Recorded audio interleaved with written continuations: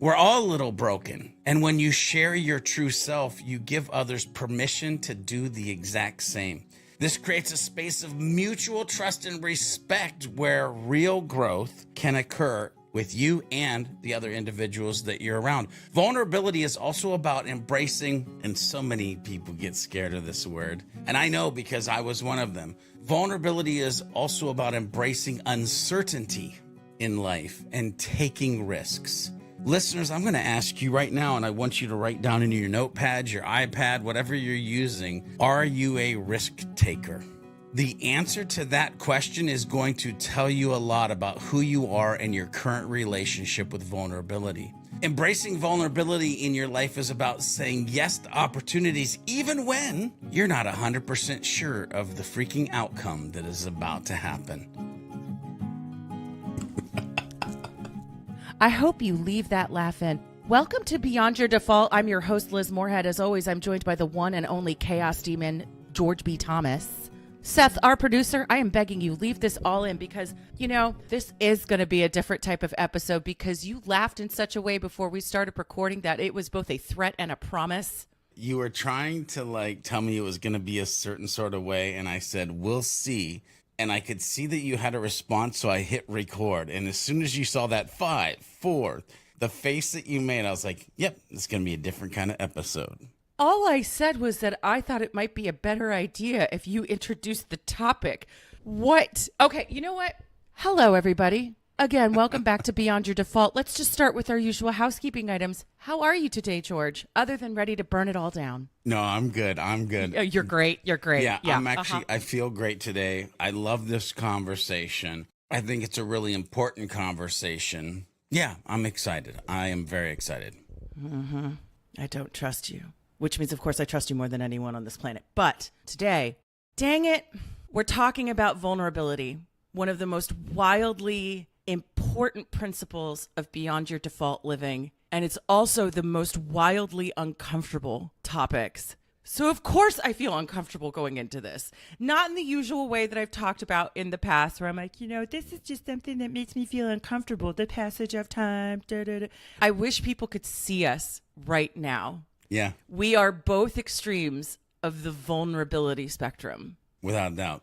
Because whenever I am put in a place to be vulnerable, the intellectual part of me is very excited because I know this is the direction that I need to be leaning into. But then the other part of me starts acting like a velociraptor testing the fences.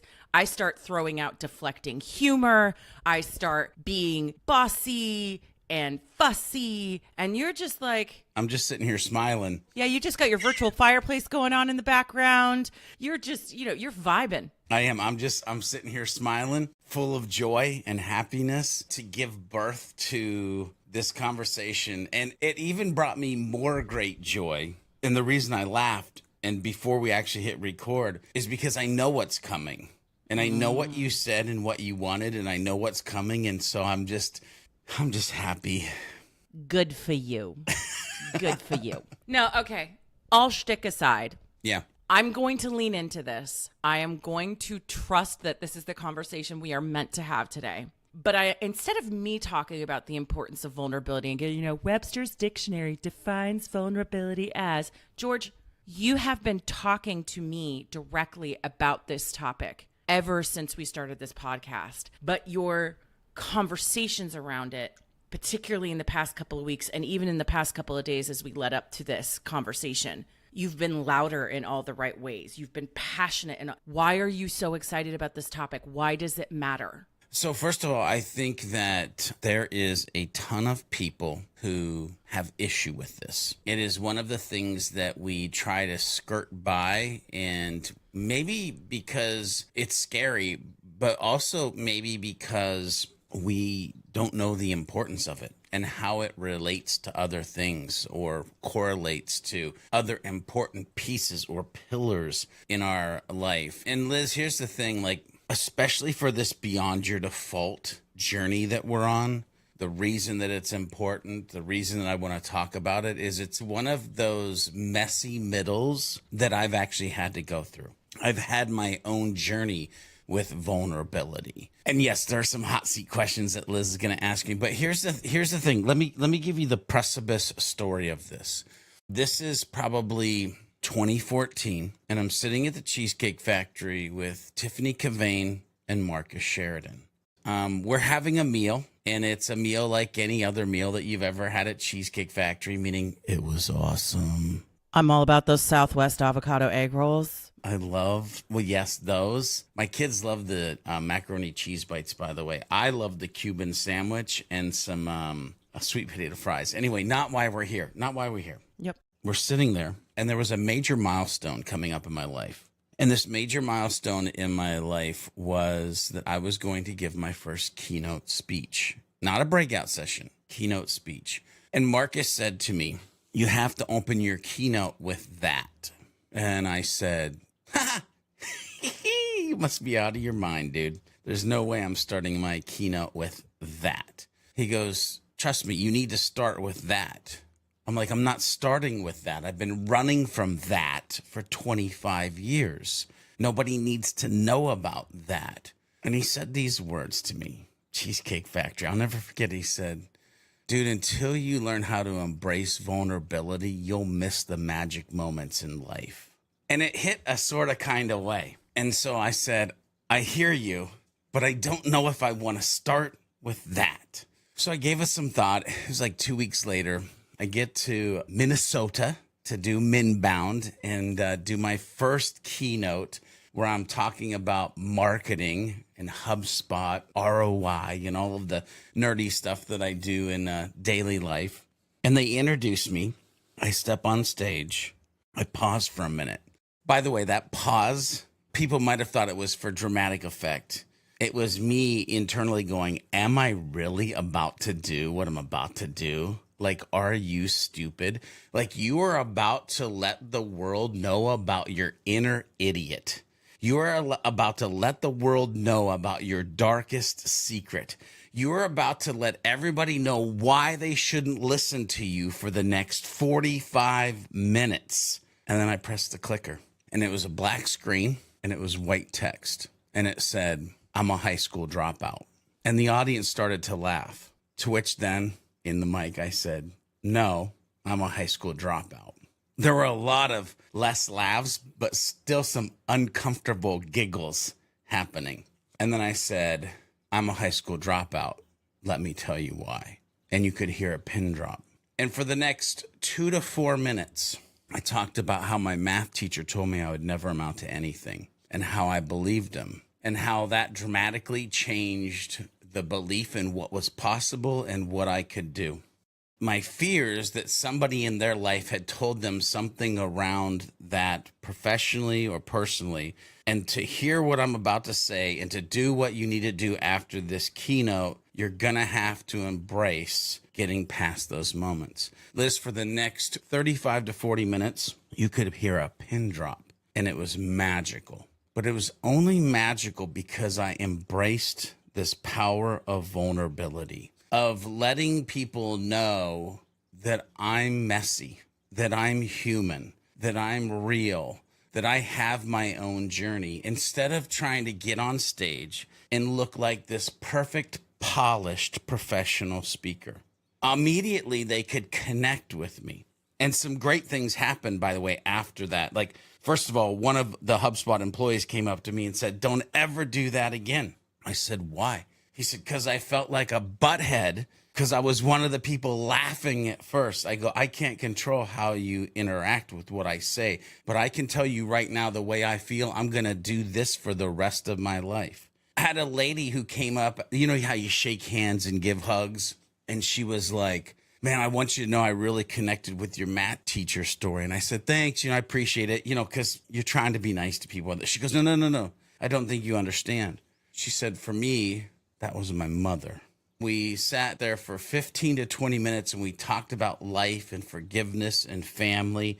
And it had nothing to do with marketing, nothing to do with ROI, nothing to do with content. And when she walked away, I'm getting goosebumps just thinking about it. When she walked away, I was like, "God, I want to do this right here for the rest of my life. Like, I fully understand why you have put me on this planet. And I feel like Marcus gave me the key to unlock its full potential. And that's being able to be vulnerable, being able to be ourselves. You know, in hearing that story, number one, okay, so I'm going to have to be really honest in this episode. So thanks. Wonderful. Yep. Yeah. See? I'm starting to lean into this thing where I'm like, oh, it's an episode about being vulnerable. I actually have to be vulnerable in the podcast, and that's fun. Which is what you were not trying to do at the beginning. So, which is why when this started, you probably heard me laughing. Yeah.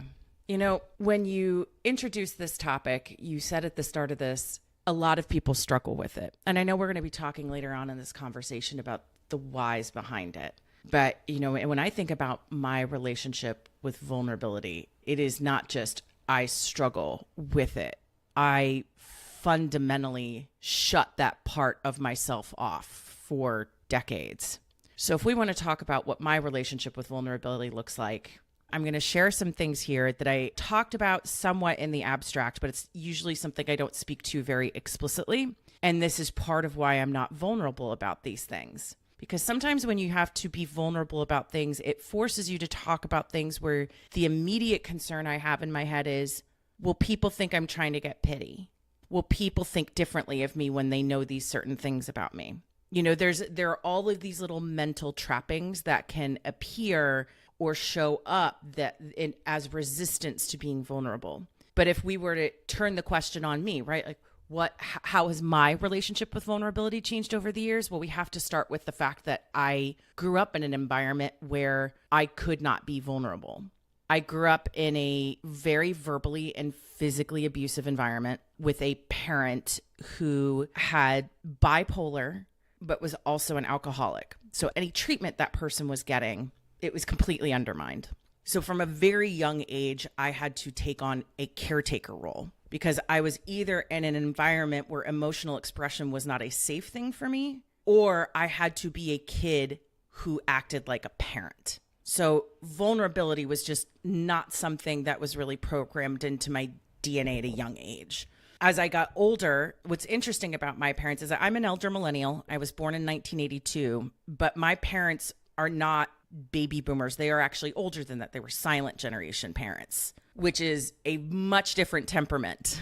Like when I would hear stories about millennial parents being helicopter parents and trying to make sure everything's perfect and friction free for their children, I'm like, I don't know what parents you're talking about because those were not my parents. My dad once told me, Liz, there's one thing you need to understand about this world, and it's the real world doesn't care about your problems. And that was a very informative thing to hear at a young age. And I will admit, I'm still 50-50 split on that, what I feel about that phrase, because part of me is like, I think it's true. I think a lot of people need to I get you have problems, but stop making it the problem of everybody else. Like, get your ish together. But that is the one thing I remember my dad telling me growing up, you know? Yeah. So I really struggled with vulnerability for a really long time in my life. It's something where even now I still struggle with it. And George, I know you've been on the receiving end of some of this over the past 18 months. One of the things that this journey I have been on over the past 12 to 18 months is, you know, I made a lot of choices. I got a divorce. I decided to blow up my whole life. I knew that I couldn't keep living the way I was living. I had architected a life of fear. And one of the things that I have had to come out of is understanding, like, Liz, you have to talk to people. You have to learn how to tell people what is going on, how to ask for help, explain what it is that you need, reach out to people. And so it was weird. For a while there last year, I felt like a broken faucet where I either would bottle everything up and nothing would come out, or too much would come out all at once, and then I would kind of freak out and not know how to handle it. I'm starting to stabilize a little bit because I don't know, I had this really interesting experience last week with someone new who has come into my life, just a very dear person. And it made me realize I not only have a challenge with expressing my own vulnerability, but also accepting the vulnerability of others. Because this is where it gets really interesting, right? Because if you're not comfortable with being vulnerable yourself, I am willing to bet, whether you realize it or not, you have a problem with accepting vulnerability from others, because it's not just a discomfort with your own feelings. It is a discomfort with everybody's feelings. But for the first time, this was a conversation where I allowed a two-way street of vulnerability to occur. And we were sitting there and we were having this incredibly deep conversation, things that I never talk about, in the middle of a very public place. And this person turns to me and expresses something very deep. It's something that happened to them. They had gone through a really tough, dark time mentally. And I remember I just kind of sat with it and I was like, oh my God, I can't believe he's sharing this with me. And he said, I just hope you know how comfortable I feel around you. And I looked at him and I said, I just hope you know how glad I am that you're here. And there was this moment where we were looking at each other and he said, I guess we hug now. And it's probably the first time, like, it was a long way for me. You know me well. Like, me talking to people is hard. Me accepting this kind of stuff from people is hard. But I use that as the bookend to this end of my answer of my relationship with vulnerability, because feelings were something I always chased, but I ran from them equally. And part of the reason I ended up in a very lonely place toward the end of my marriage, and the thing that I have had to confront personally, is that there is a reason why psychologically and subconsciously I chose that relationship, because I didn't have to be vulnerable. Was I lonely? Was I sad? Yes. But did I have to open up and be vulnerable to anybody? No. And I'm learning that, you know? So it's funny because part of my giggle and part of my face and why we had the beginning that we had was when I was crafting my notes and going through this conversation today, Liz, I thought about you, well, roughly about 4 to 40 times. What? Yeah, maybe 4 to 6. Maybe 4 to 6 times, maybe 8 times. I don't know. It might have been 8 to 12 times. But I thought about you because, like, there were just different pieces of this, and I was like, oh, she doesn't know what's coming. I want to back up because I want to talk to the listeners for a minute, and because I want to answer the question that they might be asking themselves. They're listening to a podcast. It's called Beyond Your Default. We're having a conversation about vulnerability, and they might be wondering, like, what makes this conversation so important? You kind of alluded to that to the beginning before I told my story. But I want to dig in a little bit more deeper of what makes this conversation important to you as a Beyond Your Default listener on a Beyond Your Default journey. And Liz, when we talk about vulnerability, especially for those of us who are striving to be top performers, own our growth, have that mindset, it might seem like a little bit of a paradox at first, Liz, that we're living in. I mean, vulnerability can feel like we're opening up our armor. Or a way that I visualize it is that we're letting down our walls and showing the soft spots that for much of our life we are just really trying to protect. But here's the thing, and this is crucial for everyone listening to understand, embracing vulnerability is actually a powerful move. Dare I say it's a superpower that you can leverage as you move forward on this journey to a life beyond your default. It is one of the superpower pillars. And I like to think about it this way. When you're vulnerable, you're saying, hey, I don't have all the answers, but that's okay. This mindset opens you up to new learning and experiences, which are essential for where we're trying to go and what we're trying to do. And that is personal growth. Without vulnerability, personal growth becomes very difficult, if not almost impossible. And I think back to, it's almost like when I started in the digital marketing agency space, I was out of my depth. And I mean years and years ago. I had to admit that I didn't know everything. Heck, I might have admitted that I didn't know anything. And those admissions, that moment of vulnerability with myself, was what allowed me to ask questions, seek mentors, watch a metric butt ton of lynda.com and YouTube videos / tutorials, and ultimately accelerate my growth far beyond what I could have achieved on my own, especially if I had not been vulnerable and done what happens most times in life, and that is lie to myself and ignore the 20,000-pound elephant in the room, thinking it'll just remove itself without destroying the entire house at some point on its way out the door. By the way, I'm saying me, but I also mean you, the listeners, might actually be ignoring the 20,000-pound elephant in the room because you're not willing to be vulnerable with yourself or vulnerable with others in your life. For top performers and those with growth mindsets, aka listeners of this podcast, by the way, vulnerability becomes the key to unlocking genuine progress.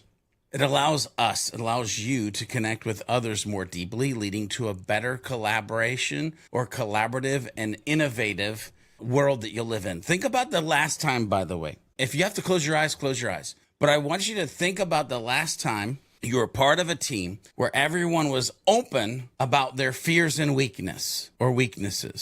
By the way, there's a large portion of you that are like, I can't find that time, which is shameful. There's probably a small portion of you that, I remember that.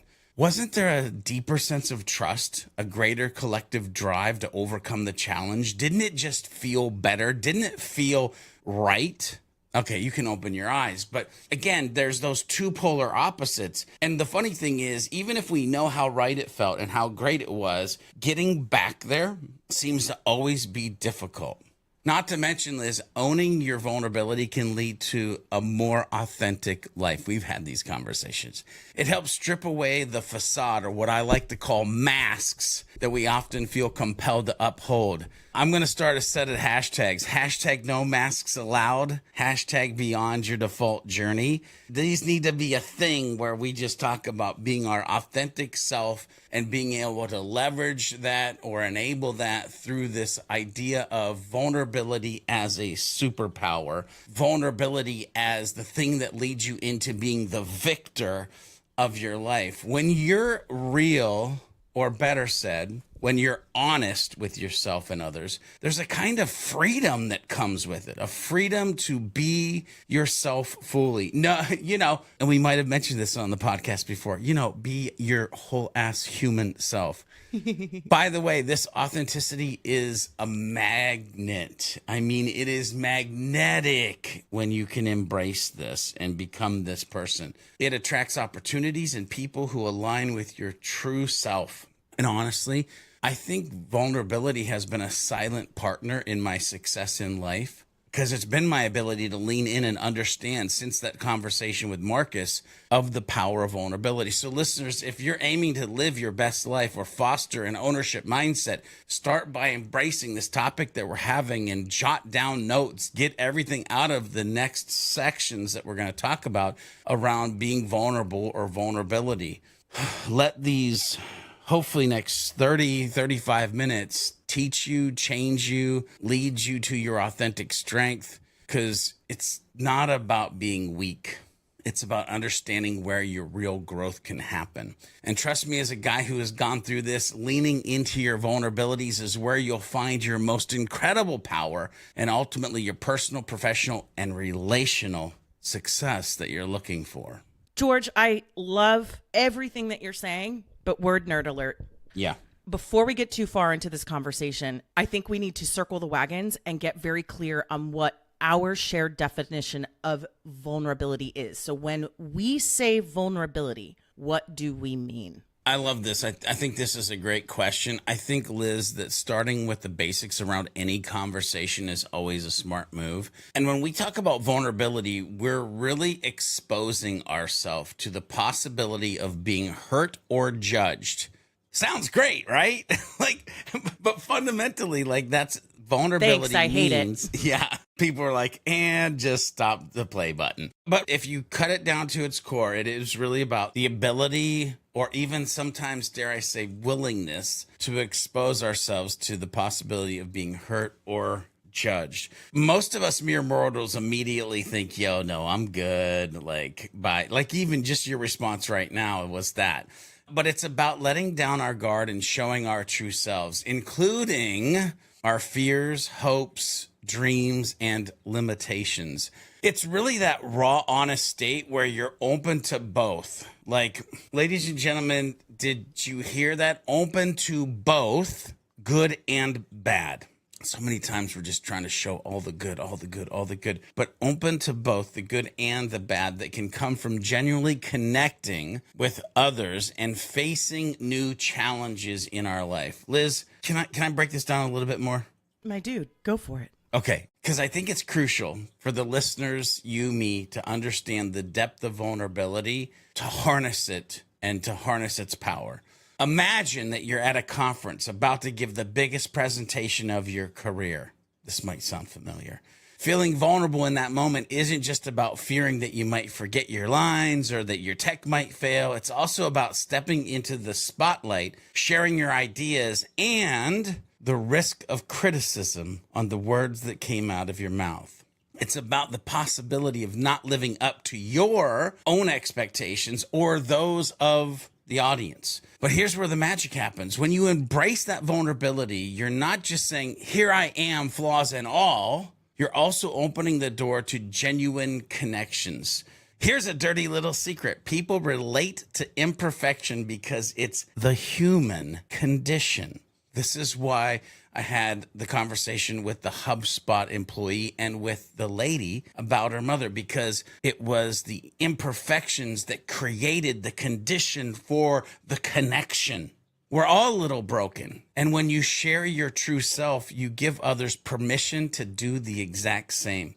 This creates a space of mutual trust and respect where real growth can occur with you and the other individuals that you're around. Vulnerability is also about embracing, and so many people get scared of this word, and I know because I was one of them. Vulnerability is also about embracing uncertainty in life and taking risks. Listeners, I'm going to ask you right now, and I want you to write down in your notepad, your iPad, whatever you're using, are you a risk taker?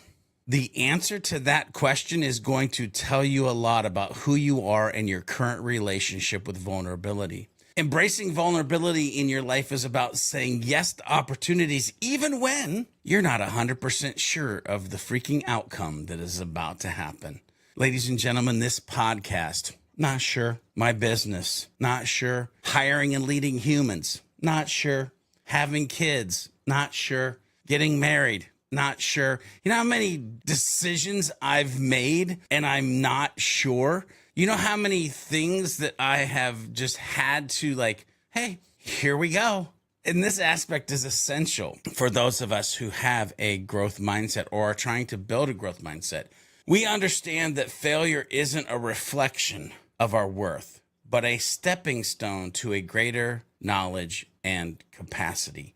We understand. If you do not understand this, I'm going to say this differently. You need to understand in your life that failure isn't a reflection of who you are and your worth. Failure is a stepping stone to greater knowledge and who you are on a journey to become. I'll let that sink in for a second. You have to understand that failure isn't a reflection of your worth, or who you are. Liz, in a nutshell, when we think about vulnerability and all of these pieces and elements, which you can see that this is like a core piece to a lot of connective tissues. In a nutshell, when we speak of vulnerability, we're talking about the courage to face potential emotional exposure, risks, and uncertainty, yet move forward anyway, because the potential for personal and communal or relational growth is just too stinking valuable to ignore. It's about showing up and being seen, no matter the stakes. I don't feel attacked by any of that. I'm fine. I'm thriving for everybody at home, just wondering how Liz is doing in this conversation. What I find interesting, though, is the question you asked us about how willing we are to take risks. And my brain split right down the middle, and I bet there are going to be other people in the audience who will relate to this. Explain. I've never had a problem taking big swing for the fences risks in my life. So here's where it gets interesting. I've been the person where people in the past have said, Liz, it's wild. One day you'll just wake up and decide, yep, the sky's purple now. My whole life is different. I'm doing this. I'm moving here. This is what's happening. I've always been decisive in terms of what I would call life action risk taking, because the way I am wired in my head is that once I have a sufficient amount of data to make whatever decision it is I need to make, I will just make the decision. It's a fascinating thing where there are a lot of ways I get tripped up with fear and I'll get stuck in a lot of ways. But there are certain aspects of my life where I actually am the entire opposite, where the fear bug isn't there. I just say, well, I now have all the data. What am I going to do? Sit on it and do nothing? But the emotional risk taking is a wildly different type of risk. So when we ask ourselves in the context of vulnerability, how comfortable are we with risk? I guarantee a lot of the high achieving growth mindset jokers who are listening to this podcast have likely done a lot of the same things that you and I do, which is if we are waiting to feel confident about the big decisions we are making in life, we will be waiting forever and nothing will ever get done. But in terms of the emotional risk taking, that's a whole different ball of wax. That to me is a completely different category of risk taking. Yeah, it's funny because my brain goes to, of course, everybody listening to this who is a growth-minded entrepreneur, like, yes, of course I knock a softball out of the park, but can you hit a marble? How dare you? How dare you? All right, fine. You know what? Back in the hot seat you go. Yep. You are sitting here defining vulnerability, talking about talks you've given, where you've connected with people and shared your story. But I would actually genuinely like to hear how your relationship with vulnerability has evolved, because we've already talked about mine, but I want to hear yours because I know you didn't just start here. Yeah. By the way, I always love a good hot seat.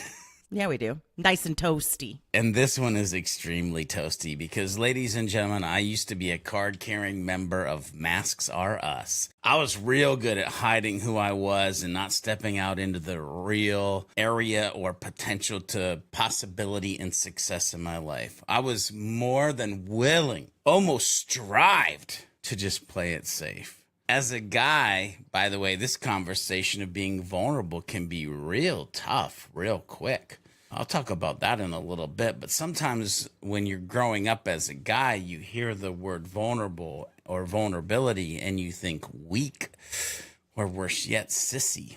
Masculinity and vulnerability sometimes feel like they're from completely different planets in freaking different galaxies, but they're not. Now, if I fast forward today, I think I've been able to improve my vulnerability. I mean, I put myself in vulnerable positions every single day. Heck, sometimes I sit back and wonder if I've reached the point where I might have a problem with it. Liz, I've had days where I've asked myself, is this how most humans live? And then I quickly remind myself, I'm not trying to show up like most humans. So why do I care about that? But I feel like I live on this let's push the envelope side of living a life filled with vulnerability at this point. Now, that being said, and in complete honesty, because I can easily say the softball and the marble statement because I will take big leaps, but in small, intimate settings, I'm scared to swing the bat. And so I'm still working on pushing myself deeper into it on a daily basis because I think I'm great at being vulnerable again in some life situations. But man, do I radically suck at it in others. Give me an example. Where do you still suck at it? I can start a business. I can start a podcast. I can throw content out on the internet all day long.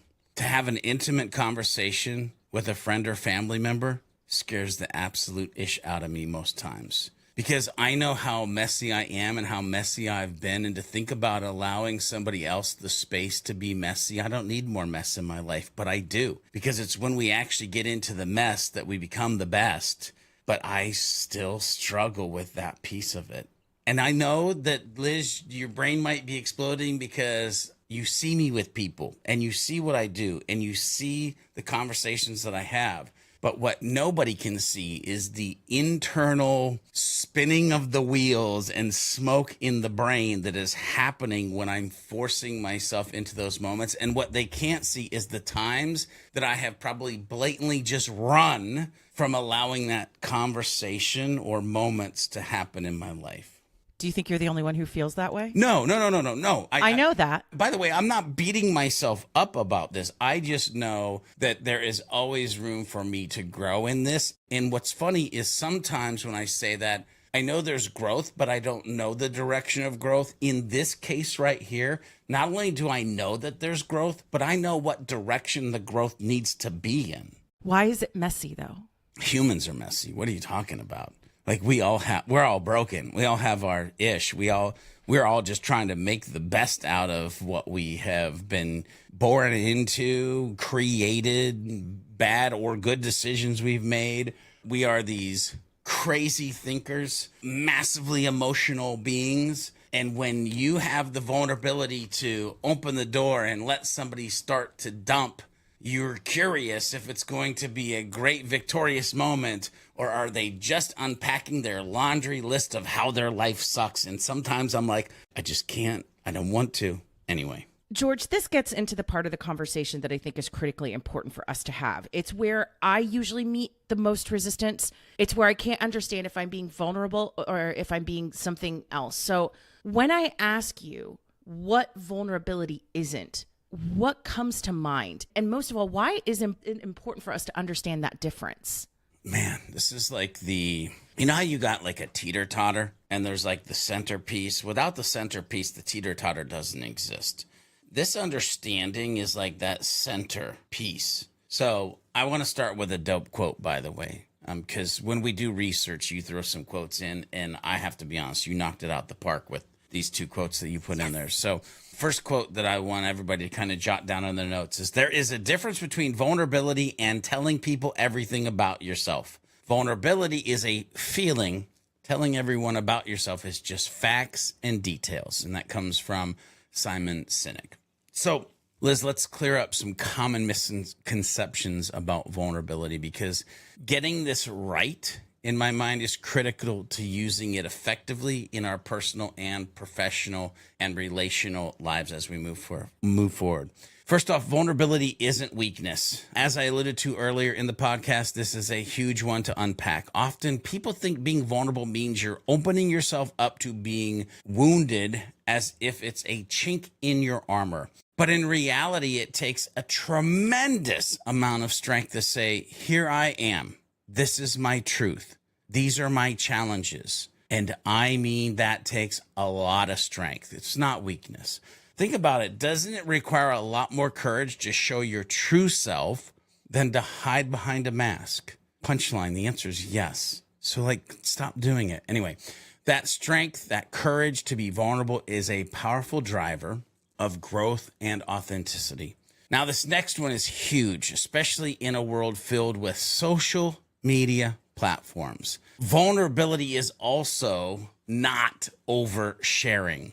It's not about pouring out every detail of your life to every single human that you meet. It's about intentional openness and sharing what's relevant to foster genuine connections. It's about discerning when and with whom to share your thoughts and feelings.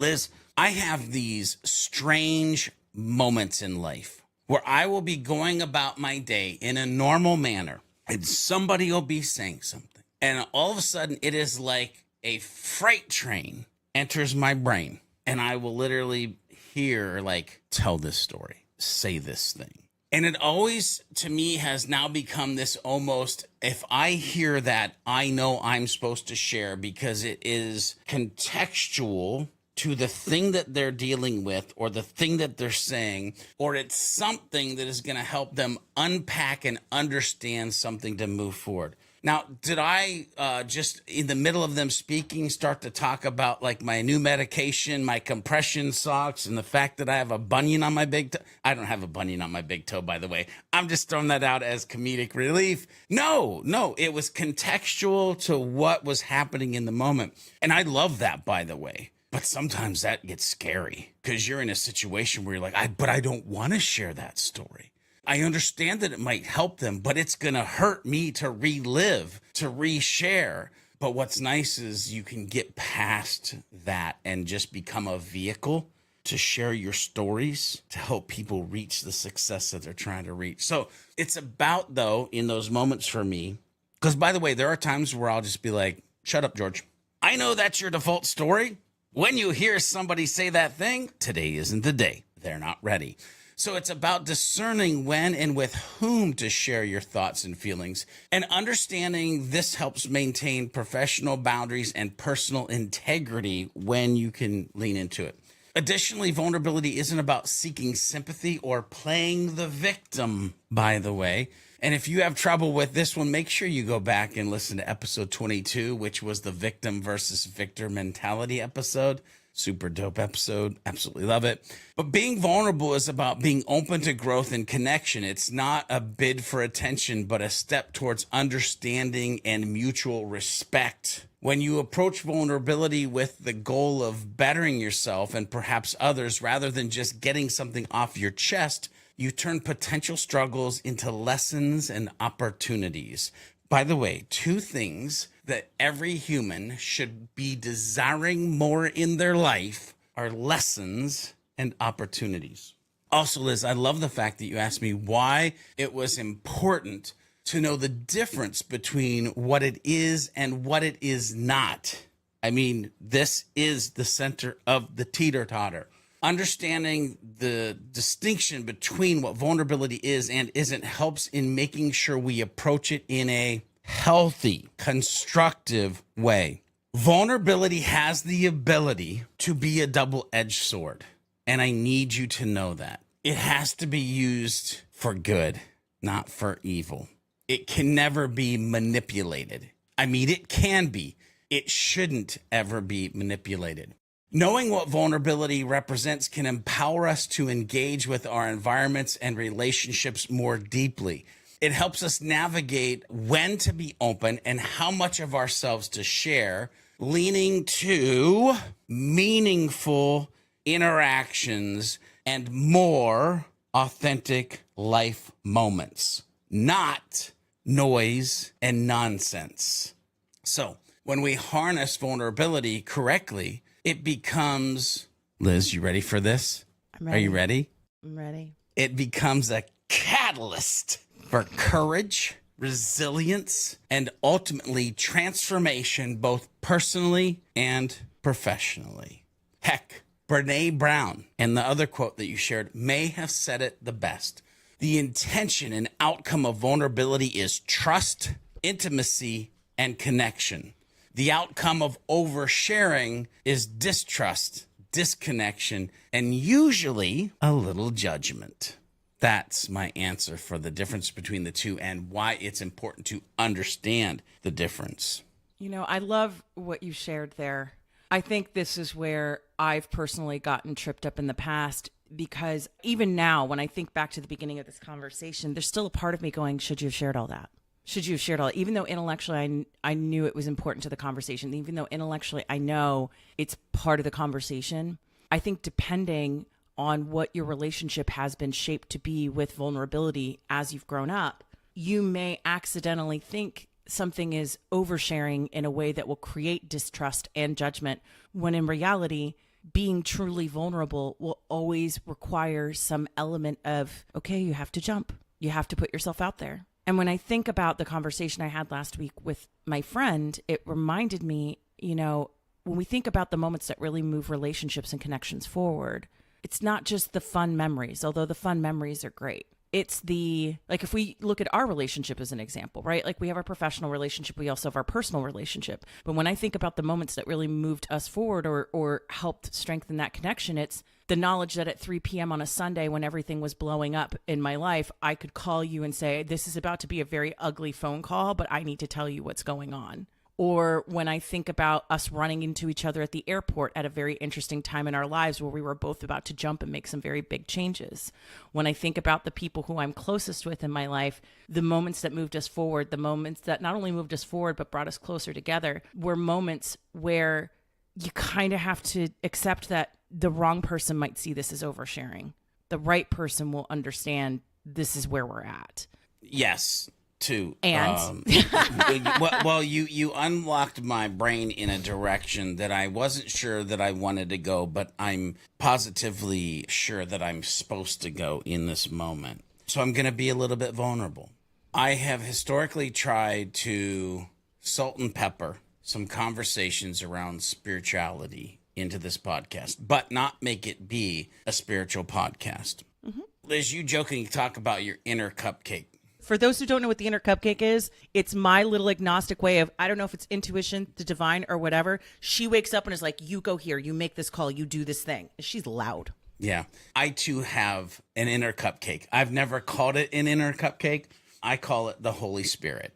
And it is this essence or this part of me that when I embrace and lean into, it takes me into fantastic moments in life. I feel like I end up being in the right place at the right time. And here's the thing. Again, not trying to take this to be overly spiritual, but when we think about the word vulnerability and we think about the Bible, if you want to break down things like Corinthians 12:19 through 10, you're going to see that vulnerability is literally shown as a strength in weakness. If you look at something like Proverbs 3:5 and 6, you're going to see that vulnerability is also tied to this dependence upon God, your creator, the thing that you believe in that is larger or greater than you. Notice I'm just saying God in general, because I know there's a lot of different humans, a lot of different cultures. When you look at things like James 4:6, you'll realize this conversation with vulnerability is also, and Liz, you're going to probably giggle at this, fundamentally based on this word called humility. And the fact that it is one of the driving things that I'm always focused on is being humble, happy, helpful, humble human, like in all the videos that I do professionally.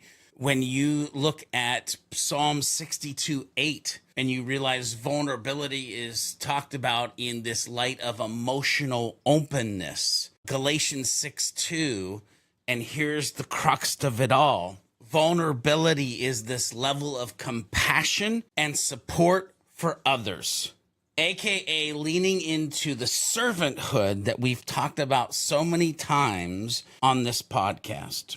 Ladies and gentlemen, vulnerability is a fundamental need and principle that you have to have plugged into your life to truly get what you're supposed to get out of it and go where you're supposed to go in it. Why do you think folks struggle with being vulnerable? I know we've touched upon a couple of things, but I want to dig a little deeper here. Yeah, I mean, listen, navigating vulnerability, coming off of that whole deep end of the pool, Jiminy Christmas, vulnerability it's complex. I mean, listen, it can vary widely depending on the actual human. And not just between genders, but across different cultures, backgrounds, and personal experiences. However, there are some common themes in why humans might struggle with being vulnerable. And then there are aspects that might be more specific to men or women due to societal expectations and conditioning. And Liz, yes, I did take the time to actually break this down into 3 different groups. We know you love a good list. I love this is a not good surprising list. to me. And Liz, I'm excited to get your thoughts on this as well, by the way, because, well, you'll see why here in a hot minute. Wonderful. Common struggles across all humans: fear of rejection or judgment, fear of losing control, or past trauma or negative experiences. At the core, many of us fear that showing our true selves might lead to rejection or judgment from others. This fear can stem from early experiences or societal messages about what is deemed acceptable or like strong behavior, if you will. Vulnerability often means letting go of control. For anyone who prides themselves on keeping a tight rein on their emotions or image, God, I hate this one. Showing a softer side can feel like opening the door to chaos. If someone has opened up in the past and been hurt as a result, they might be less likely to do so again. By the way, trauma can significantly impact one's willingness to be vulnerable as they move forward in life. Now, let's get the granulars. Let's dive into why we men struggle with being vulnerable. Because society says you're not allowed. Specific struggles for men. Listen, cultural stereotypes of masculinity and perceived as a failure. Many cultures teach men that emotional openness equals weakness. Phrases like man up or boys don't cry can ingrain a fear of vulnerability from a super young age. This societal pressure often leads men to suppress emotions, And I've said this on the podcast before. If there's one thing I wish I could get back, it's easily tapping into my emotions, but I have buried them for so long that this is a difficult part for me in life. But because we do this, we suppress the emotions. It makes it challenging to express vulnerability without feeling emasculated. Also, men might worry that admitting doubts or fear could undermine their ability to lead or provide, whether in personal or professional context. There's a strong culture narrative that men must always be strong and in control. Trust me when I tell you, this gets tiresome. As a man, it gets tiresome real quick. Okay, Liz, I'm not sure if you've noticed, but I'm not a woman. What? I'm not a woman. Georgina Yeah. B. Thomas. Who Yeah, are you? I have an aunt. Her name's Georgia, but I'm George. So I am going to need your thoughts here as well. But there are two things that I'll mention to get us started here. Because again, we're diving down into like specific struggles for women and what I think based off of the data, the two that I want to bring up. Fear of not being taken seriously and being perceived as overly emotional. I think women often face a paradox when it comes to vulnerability. On one hand, they're expected to be more emotionally open. On the other, doing so can lead to them being taken less seriously, especially in professional environments where assertiveness is often valued over openness. Being perceived as overly emotional, oh my God. When women express vulnerability, they may worry about the stereotype of being seen as too emotional or irrational, labels that can diminish their credibility and authority in both personal and professional settings. Why are emotions such a struggle point for us humans?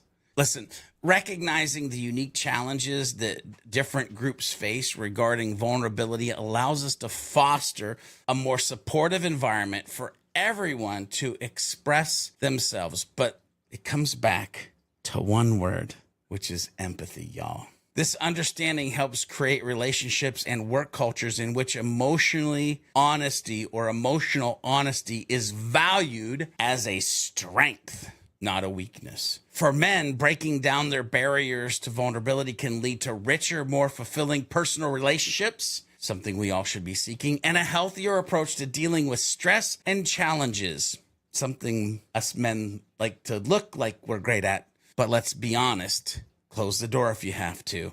We kind of suck with stress and challenges sometimes. For women, being able to be vulnerable without fear of being judged or stereotyped is crucial for achieving genuine equality. Ultimately, embracing vulnerability with awareness of these nuances can lead to deeper connections and more resilient selves. But remember, when dealing with being vulnerable, it's about finding balance. Remember that double-edged sword I mentioned? Knowing when to be open and how to support others in the moments of our or their openness. That's how I think we grow as individuals and communities, pushing towards a culture that celebrates authenticity and emotional intelligence, which, by the way, Liz, I think we should do an emotional intelligence episode sometime in the future, but that's a future conversation for us to have. I really want to know and go back to this idea of vulnerability, women, the two things that I said, where your brain went, and maybe other things that immediately were sparked when I started to break it out of like, this is what all humans deal with. Here's what men deal with. And here's what women might deal with around this conversation of vulnerability. I'll be perfectly honest, and a surprise to no one, that resonated with me quite a bit. And if we want to be radically honest, what people listening to this may not realize, and this is relevant, so bear with me. You know this because you've met me in person. I am not a small woman. I am 6 feet tall. I have a very big personality. In many ways, I'm very much my father's daughter, right? I lean into my more masculine aspects because I know it affords me more cachet in social situations, because I can act like one of the dudes. I can talk sports. I can do all the things. I can be brash. I can be big. I can be bold. I can be assertive. But let's not pretend for a moment that, think about some of the most common examples we hear of this, right? A man is a go-getter. He's assertive. He's doing all of these different things. Maybe he's a little bit cutthroat in business. Oh, wow. He's demonstrating leadership potential. he is an entrepreneur or a leader on the rise. He's this, he's that. A woman does that. She's backstabby. She's catty. She wants it too much. Maybe she should just be a little bit quieter. Why is she being so shrill? Like, it is very interesting what happens when women lean into these more traditionally, the moment we want something too much, it becomes highly problematic. But this is to all my women out there. Let's not pretend for a moment that we aren't just as bad as the men at judging us. In fact, the people who I hear be the meanest about women are other freaking women. It is gross. I'm not saying that we don't have equity issues or we don't have men who would much prefer us to stay in more traditional roles in traditional spaces, which are with a much more subservient attitude. I'm not saying that, but let's not pretend for a moment that we have a kindness problem within our own gender. The too emotional piece, I also agree with that. Again, it's very similar to what I was saying. A man gets up, gets red-faced, speaks with passion and conviction about something, and he's a visionary leader. A woman does that. Are you okay? Yeah, you need a moment. We act passionate about something and people are concerned if we need a tampon or a Midol. No, I just really care about this topic. Thank you very much. Is she about to cry? Are we like on the verge here? Yeah. I might cry when I beat you, yes, but whatever. What I find also very interesting about this, though, George, is you dug into your spiritual side a bit earlier. And this is where I think a lot of people struggle with it. They don't realize they're not actually being vulnerable in a way that would elicit any judgment. I watched that. I'm like, oh, there's George. There's the George I know. Yeah. There's George. Oh, look, he's speaking with passion and conviction and he's going to deep places. And this is where I know somebody's going to listen to this part and it's really going to stick for them because he finally opened the door and showed himself. We talk about this in marketing all the time, right? We had a conversation on a different podcast about how one of the biggest challenges that brands have in developing their own voice is they don't actually know what they sound like. And they're usually almost always wrong about the things that attract people to them. Yeah. That is a very human thing. We fundamentally do not see ourselves clearly. The things that have actually made me a powerful speaker that have gotten people to want to know more about me is when I walk on stage and say things like, man, it's so nice to be talking to humans today and not my cat. And then everybody laughs. And then I say, I'm not kidding, because I wasn't kidding. I was a cat lady for a really long time, right? We don't see ourselves clearly. We don't acknowledge what is easy and normal and baseline to us in many ways is magic to other people. We don't understand that those moments where we are actually vulnerable, your tone always changes, George. There's a specific, you sound different when it happens. And that moment is where I'm like, yes, go on.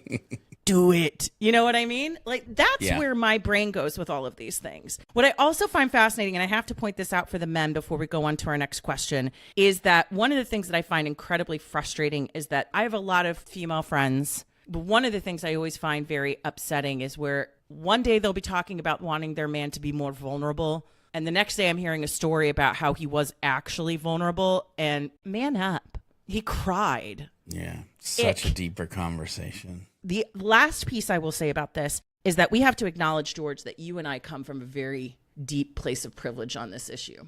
I had a very fascinating conversation with a friend of mine who is a woman of color. All of her work that she does is in DEIA spaces, working with organizations, nonprofits, educational networks on DEIA programs. And she said, one of the biggest challenges that she has, and this is something that she shares with, other people of color as well, is that she has to be careful not to be too passionate because otherwise she might play accidentally into the angry Black woman stereotype. Which is ridiculous. Yeah, there is something that we must always remember that, when we are having these conversations, we can speak from the gendered perspectives, we can speak from our own lived experiences, but this is an incredibly nuanced discussion where I'm an Anglo-Saxon white girl. Yeah. Right? I'm a college dropout, but I would also call myself affluent passing because of the way I was raised. Why was I able to pick myself up by my bootstraps? Because I talked in a way where a lot of people just assumed I had a college degree for a really long time. And I did not, because I was raised in a very affluent family. Yeah. So there are fascinating ways in which our upbringing can not only hurt us in this way, but it can also protect us and shield us. So let's move on here. What are some small but powerful ways in which folks listening can begin to shift their mindset around vulnerability? Embracing vulnerability is a journey. For me, it's a long one. I think for most humans, it's a long one, but it all starts with small, deliberate steps that we put into place. These small changes in mindsets and behavior can gradually lead to a profound transformation in how we view and engage with vulnerability. I mean, you literally heard me talk about like the card carrying mask or us member to I'm asking myself if humans actually think or live life this way. There can be this journey that gets you there. So listeners, you might be asking, how can you begin this shift in your life? I'm loving what I'm hearing. I want to go with it. Here's where I'm going to start, and that is start with self-reflection. Initiating change with self-reflection is highly effective because it helps you understand your barriers and beliefs around your ability to be vulnerable or have vulnerability. And I think this is as kind of your own vulnerability assessment. And the marketer in me wants to like, hey, Liz, we should develop a vulnerability assessment that people could take. Anyway, Maybe we should. yeah, maybe. By identifying your fears and preconceptions, you can tackle them directly and set a clear path to and for your personal growth. This foundational step ensures that future life actions are more targeted and meaningful, aligning with your specific needs and circumstances, because there are going to be different needs and circumstances as you move forward. One of the first steps to changing your mindset about vulnerability is to understand your current views and fears around it. Therefore, your assessment. Got your notepad ready? Got your pencil ready? Spend time reflecting on questions like these. What does vulnerability mean to me? What experiences have shaped my views on being open and vulnerable? What am I afraid will happen if I show my true self? You see, understanding your baseline can help you recognize where change is needed and why it is needed. Second thing that comes to mind, normalize conversations about feelings. Regularly discussing feelings and emotional experiences normalizes emotional experiences and reduces the stigma that we've talked about around vulnerability. This practice encourages personal openness and fosters an environment where others feel safe to share, making emotional discussions part of everyday conversations. And that strengthens relationships, enhances empathy, leading to deeper connections and what we can call support networks. But what I would just say would be friends, family, communities, coworkers. Third thing to think about is practice small acts of honesty. Ladies and gentlemen, this one sounds easy, but it may not be for some. Not me. Practice small acts of honesty. Engaging in small acts of honesty can lead to small increases in your comfort with vulnerability. And this step-by-step approach, 1% better each and every day mindset, helps build confidence in sharing more significant or sensitive aspects of yourself over time. Each act of honesty is a building block, reinforcing the idea that being open is safe, that being open is beneficial, thus gradually changing your behavioral pattern and mindset around those vulnerable moments. The fourth thing and last thing that I'll mention here that you can do is reframe vulnerability as a strength. And we've alluded to this through the podcast. Changing how you perceive vulnerability from a weakness to a strength can dramatically shift your engagement with it. And by the way, this was a huge one for me. I mean, this is like the massive big hashtag one takeaway for George B. Thomas on the conversation of vulnerability. This reframe motivates you to practice vulnerability more frequently and with less fear while you're doing it.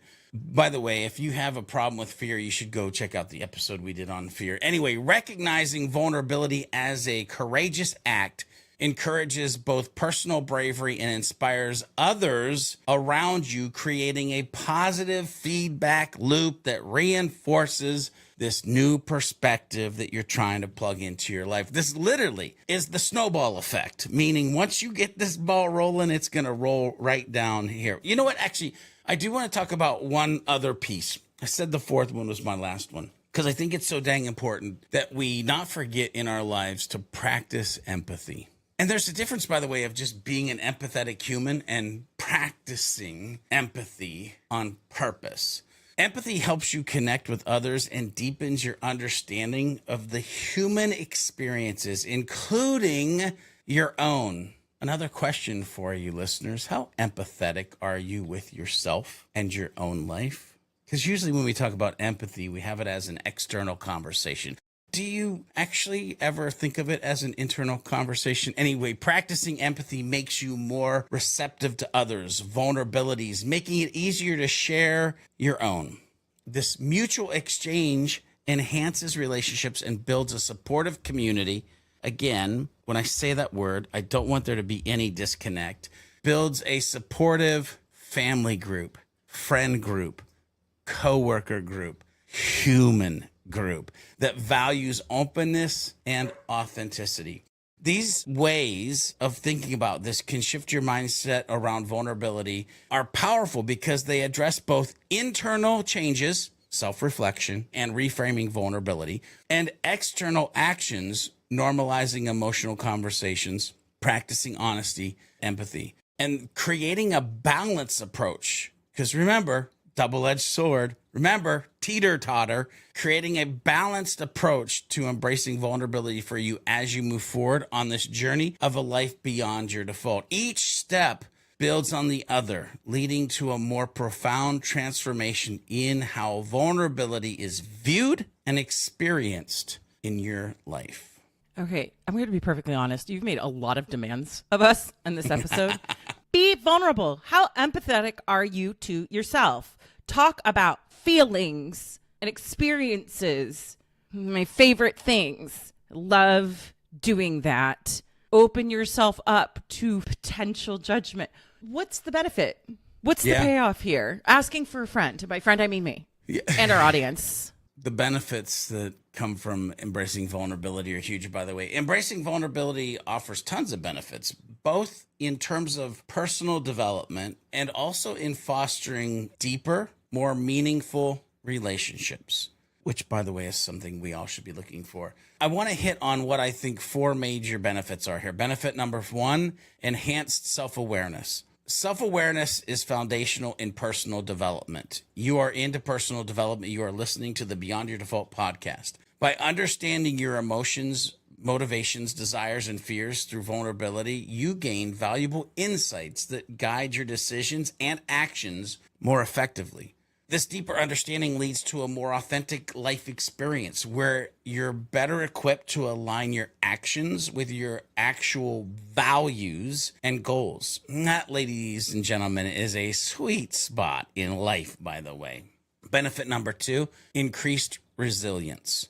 Developing resilience is crucial for anyone looking to thrive in various aspects of their life. By the way, FYI, resilience is the capacity to withstand or to recover quickly from difficulties, toughness, or the ability of a substance or object to spring back into shape, elasticity. Exposing yourself to emotional risks and learning to handle successes and setbacks. Learning to handle successes and setbacks constructively is a powerful aspect of vulnerability. Each experience of opening up and facing the consequences, whether they're good or bad, strengthens your ability to bounce back from difficulties, thereby enhancing your overall toughness and flexibility at the same time.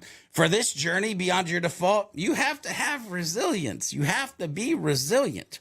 Benefit number 3, promotion of personal healing.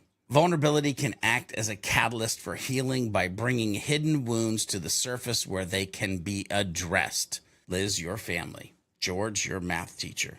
Listeners, whatever the thing comes to your mind immediately as I pause. Often the issues that most need healing are the ones that we hide from the world, and sometimes even from ourselves. The healing process to begin. In simple terms, it's like airing out a wound to let it heal properly rather than allowing it to fester under a bandage of pretense. Benefit number 4, growth in self-esteem. Something many of us humans might just need a little bit more of. Practicing vulnerability reinforces the value you place on your authentic self over any facade, aka mask, you might be presenting to the world. Let that set in. Practicing vulnerability reinforces the value you place on your authentic self over the mask you might present to the world. What mask are you wearing today as you're listening to this podcast, as you're driving down the road, as you're walking into your office? Listen, this can significantly boost your self-esteem as it comes from appreciating and accepting your true self, including all your strengths and vulnerabilities. Being genuine in receiving acceptance or coping with rejection can fortify your sense of self-worth and confidence. Again, there are more benefits, but these four, I think, help construct a framework when you put them together for living authentically and resiliently, helping to foster a positive self-concept that encourages continuous personal growth. In other words, they help you love yourself more. But that's only half the conversation, by the way. Vulnerability also helps with relationships and connections with others. Benefits on that side of things might be it deepens emotional bonds. It might be the fact that it actually builds trust on that side of things. It also might enhance communication when we're talking about other humans, or it might even promote mutual support. So as you can see, there's a lot of things that vulnerability benefits, internal and external, bring to one's life. All of these aspects that I've listed, by the way, of vulnerability work together to transform interpersonal dynamics, making them more profound, supportive, and enduring. Listen, I can't say it any other way than vulnerability can transform your personal growth by fostering self-awareness, resilience, healing, self-esteem, and acceptance. On relationships, it deepens connections, builds trust, improves communication, promotes support, and encourages a shared authenticity. Embracing vulnerability, therefore, should be seen as an investment in one's personal and interpersonal development, yielding dividends. One of our clients would be so happy right now. Investment and dividends. Chris is so proud of you. Yes, of a richer and more authentic life. You know, ladies and gentlemen, a life beyond your default. So intellectually, loved all of that. Emotionally, hate it. Sounds terrible, awful, which of course means I need to do it. So thanks a lot for that. So if anyone listening right now sees and hears the value of being vulnerable, but is still scared to open themselves up, what advice do you want to leave them with today? As you begin to navigate the path of this thing that we're talking about today, the path of vulnerability, and take your life beyond your default, remember that starting small and choosing the right people to share with can significantly ease the process. It's about taking those initial steps towards openness that are manageable and are not overwhelming. Share something that nudges you out of your comfort zone but doesn't push you too far too fast.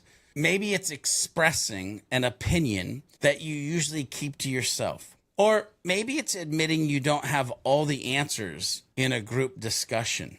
That's a fun one, by the way. These small moments of honesty are the building blocks of vulnerability that gradually increase over time your confidence and ability to share more deeply.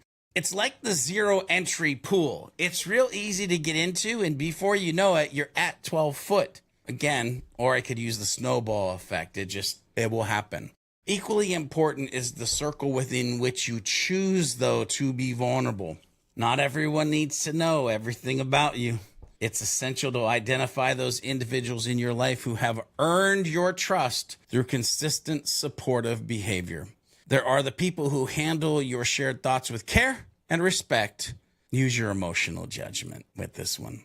Opening up to the right person not only protects you from potential hurt, but also strengthens the trust and bond in that relationship, making the experience of vulnerability more positive and fulfilling, something you want to go back to over and over again. Ultimately, the journey toward embracing vulnerability is about enhancing your quality of life and relationships that you have in it. It's about finding joy in genuine connections, improving self-awareness, and living authentically. As you take the steps, keep in mind the benefits of being vulnerable that we talked about today. It can transform your interactions and lead to a deeper, more connected life as you journey closer and closer to a life beyond your default.